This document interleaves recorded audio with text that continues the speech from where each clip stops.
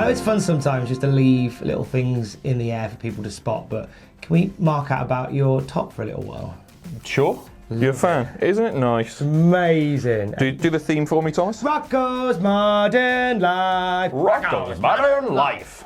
That's the B-52's version, which is the superior version. I didn't know that was B-52s. Mm-hmm. Rock Lobster Love Shack. Yeah, that's oh, it. Hello. Everyone brought matching talents. The more you know. Here's some news you didn't know. A huge match has been teased for WrestleMania 36. AEW have signed a New Japan star, and 3 matches have been added to today's Super Showdown. Find out what's in a little while. Oh, I love that part of her music, because it just sounds like a really non-committal laugh. Like I do every morning with you, Thomas. That's how I know what it sounds like. Trish Stratus, Hall of Famer Trish Stratus in the news today. Back at SummerSlam, it was teased that she was done with wrestling. I don't think that's the case no more. Doesn't look like it. She posted a video to her Twitter yesterday. The first part is a logo. A date is teased, which is March the 19th. However, there's a little glimpse, just a little 1-second freeze frame of 2 women. We'll show it to you right now. Who are those 2 ladies? Oh goodness me. Sasha Banks and Trish Stratus, leading to speculation that Trish is going to have a match at Mania. What does March the 19th mean, Thomas? It's on a Thursday. Well, on a Thursday, I think Thursday is basically wrestling's fallow day. Nothing happens really on a Thursday. Sorry if we're forgetting about something here, but there's nothing massive that happens. Like it doesn't look like she's going to pop up on Raw or SmackDown. Yeah. But March 19th is the anniversary of Stratus Faction. It was March 19th, 2000 that Trish Stratus debuted on WWF television. We talked about this on the classic SmackDown review podcast, me and Matthew, because we're going back to 1999, and we're just at that point where Trish Stratus has signed for the WWF. Do you realise like she was touted by WCW and ECW? Like, everybody wanted to work with Trish. And it was the WWF that obviously offered her the best deal, so off she went. And then it was on an episode of Sunday Night Heat where she walked out and was eyeing up some of the talent. Got a big whoop and a holler and whoop. Early noughties catcalls from the wrestling fans. My favourite pop of the Attitude Era. Whoop! And she comes out. Big fan. Works on Marty's skull. You up for the Sasha Banks Trish Stratus match? I'd be alright with that. I'd really like their little encounter in the Rumble. Yes, please. They're just, well, 2 of the best ever. It seems maybe even too early to say that about Sasha Banks, but she's one of the best women's wrestlers in the world. Trish is obviously fantastic and can still go. So it's a match that I'd really like to see. If it is going to happen at Mania, there's not a great amount of time to build the story, but I think they can do it still in that time. There's still plenty of time, I do believe. I think because the match is kind of already built. It really just needs a handful of promos to get it there, really. Yeah. You've got plenty of time between now and Mania to do it. What do you think is going to happen on March the 19th? I think it's just an arbitrary date. I don't think anything's going to happen on March 19th per se. Okay. Or whether or not they put out a video or something, or whether they make maybe March the 19th they make the announcement. Could happen. It could just be like a new website or a podcast. Maybe she's a podcast guest or something. Maybe we're looking far too much into this. Maybe she's launching a podcast. I think everybody else seems to have one of them. Yeah. I'd listen to a Trish podcast. Yes, we'd be there, wouldn't we? Of course we would. But I do feel like it's I feel like personally it's an arbitrary date. But I think we're just building towards. It's a nice time to have the Trish and Sasha match 20 years on from Trish's debut. And it makes a lot of sense, because for a while we've been talking in these videos about what's Sasha going to do at WrestleMania. Is she going to have the match with Bayley? Do they have enough time to build something? Is that going to be Naomi? Going to be Carmella even? So Trish versus Sasha, sort of little passing of the torch sort of thing? I kind of like to see, I'd like to see that. I think what's nice about this as well is it goes back to something that Becky Lynch was talking about a while ago, where she said that it shouldn't just be like there's women's matches on pay-per-view for the title. It should be whichever gender has the best rivalry should go on. And for the longest of times, most shows have just had like a and women's match. So I think if you look at the WrestleMania card, we've potentially got Charlotte. We've definitely got Charlotte versus Ripley for the the NXT Women's Championship. We've got Becky Lynch versus Shayna Baszler, almost definitely. The Chamber is just a thing that's going to happen before then. I still think we might get Bayley versus Naomi. Yeah, I think that's the most likely. I don't think Naomi's winning today, though. No. They'll save that for Mania.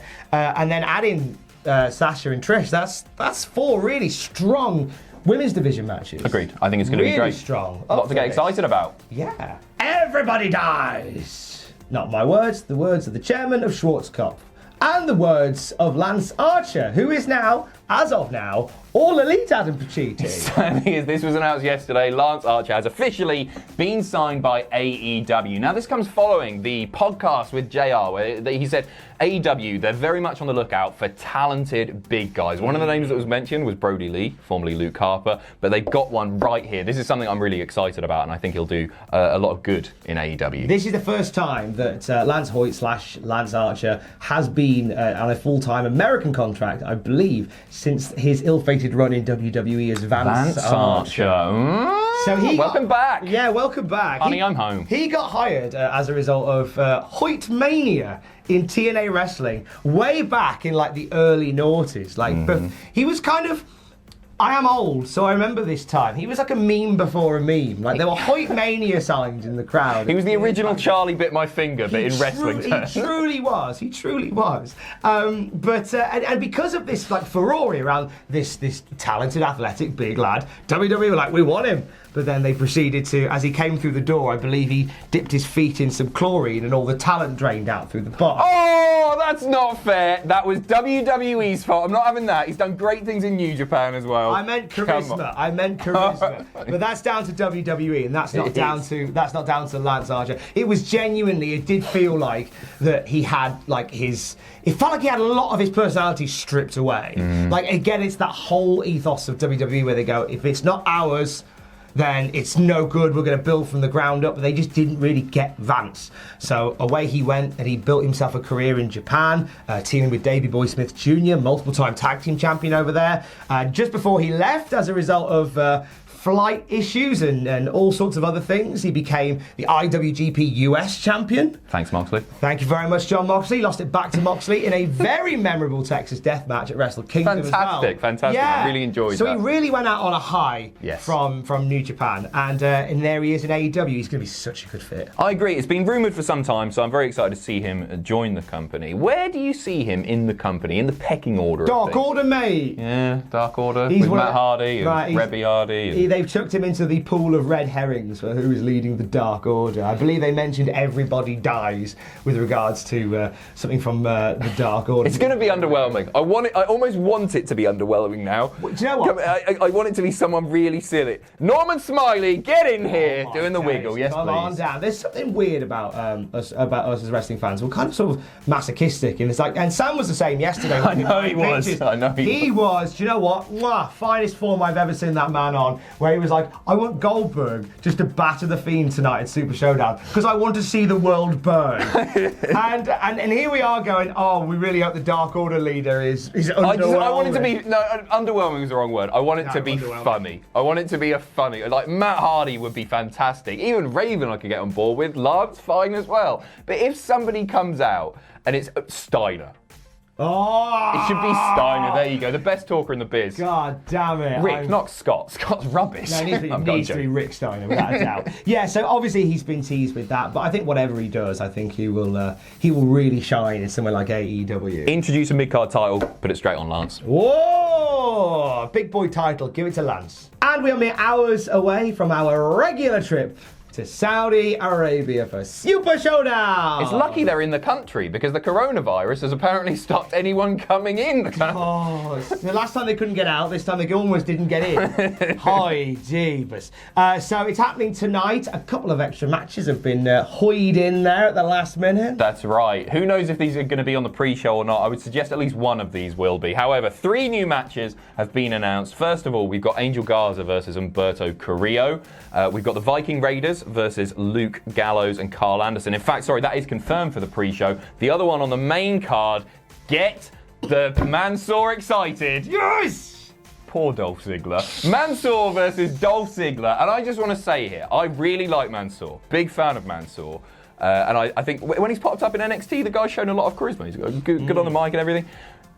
Dolph Ziggler, Cesaro, it was Cesaro last time. God bless those two men for going and making everyone look absolutely incredible and never getting anything back. This is the second time on pay-per-view that Dolph Ziggler has been fed to an overly popular star in front of a rabid crowd. The first time was Goldberg, the second time was Mansoor. That is the only time we'll put these two together. Where do you go from there? You've gone Goldberg, you've gone up to Mansoor. Next one? Well, Goldberg-Mansoor surely is the... Do you reckon that's it? That's the Mania match. That's the Mania match. Oh, we figured it all out. Yeah, so Mansoor on the card. He had to get in there somewhere. Of course he did. And it's gonna be a really good match. Dolph will honestly make him look utterly fantastic, which he is. He is very, very good. And it bothers me now that he's just like, oh, he's that guy who wins in Saudi Arabia. I think he truly deserves more. I kind of feel like with Mansoor, it's a bit like, you know at Christmas time when you go and visit like an auntie or an uncle and you go and see them or you go and see like old family that you've not seen in ages and you go, let's catch up, let's not leave it till next Christmas, let's do something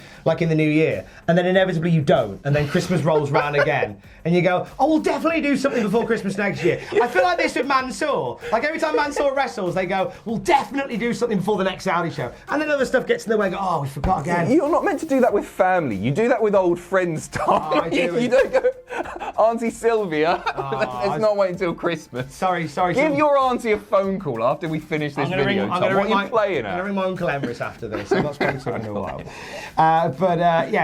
Let's run down the card. Go on then. Well, let's do quick fire predictions because we're not in the reactions today. No, we are not. Okay, Viking Raiders, Eric and Ivar versus the OC. Who you got on white? Viking Raiders, because last time they lost in Saudi Arabia, so give them the win back. Oh. And it's the pre-show, so babyface win. OC. Okay. Because they won last time in Saudi Arabia. Okay, so fair. same reason but different result. Garza versus Humberto Carrillo. Give it to Garza again. I think Garza just to maintain the status quo. Mansoor Ziggler. Mansoor. It's got to be Mansoor, the Goldberg of Saudi Arabia. The Gauntlet. AJ, Andrade, Ray, Bobby, Eric, Rowan, R-Truth. It's AJ. It's got to be AJ, but as I said in 9 pitches, R-Truth go the distance. Okay. R-Truth would beat everyone for losing to AJ. Because they do like a little bit of trolling on these Saudi shows. Yeah, mate. Yeah, fair enough. It's not going to happen, Tom, but I like your thinking. Thanks, mate. In a way. Rollins and Murphy versus the Street Profits. Rollins and Murphy retaining there. Yeah, there's no change happening here. New Day versus Miz and Morrison. I think this is one of the tougher ones. I think the New Day are going to retain. Once again, Saudi crowd. They want big babyface wins, and New Day are just over everywhere they go, and that's a good big celebration thing. Yeah, I'm going to be boring to say the New Day as well, but I think fun, isn't it? Let us know yours in the comments. I reckon they'll lose them on SmackDown though in the run-up to Mania. Wouldn't surprise me. To Miz and Morrison, but I don't think it'll be tomorrow night or tonight even. Bayley and Naomi for the SmackDown Women's title. Bayley to retain. By hair. Bayley's going to scrape it out and then they'll move it on to WrestleMania. Somebody suggested, I think it was in the comments on a previous video.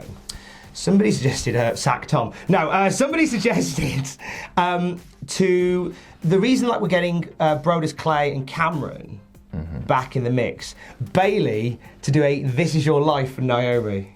That's. Mwah! Would it be good? It wasn't good last time. The last This Is Your Life was not a good segment. You know the old... Try again. You know the old sliding scale of great, good, okay, looking good, looking bad, looking like a dickhead, and you swoop back around and it becomes good again. We're going to be around looking like a dickhead and back this way, I think. So bad it's good. Good luck, WWE and Bayley there. Reigns versus Corbin. Reigns. It's got to be Reigns. I can't do it. It's got to be Reigns. That's got to be Reigns. Shot there. Can't do it anymore. Why? Reigns and Corbin, I'm tired. Oh, the match. Sorry. Yeah. Last time ever. Lesnar versus Ricky. Oh, it's got to be big old Trevor. No, it's Brock, obviously. Ricky by DQ. I'm kidding. Lesnar. But I think that Ricochet will find 1,000 different ways to get out of the F5. That'll be the fun of the match. Yeah.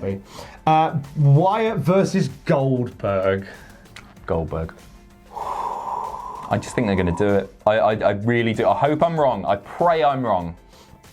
Well, I'm going to be the better obscure company and say Wyatt. Okay, good. You're a good man, Tom. I'm going to say Wyatt to leave with the belt. Okay. Goldberg goes for a spear and he just disappears. I hope that's the main event. Disappearing man in the main event. Absolutely. And a screwy finish. And See you later. See you in 6 months. Out, yeah. Hey, thanks for watching. Don't forget to leave a comment in the comment section down below. You can support us on Patreon by going to patreon.com/Cultaholic. Lastly, don't forget to hit subscribe and join us.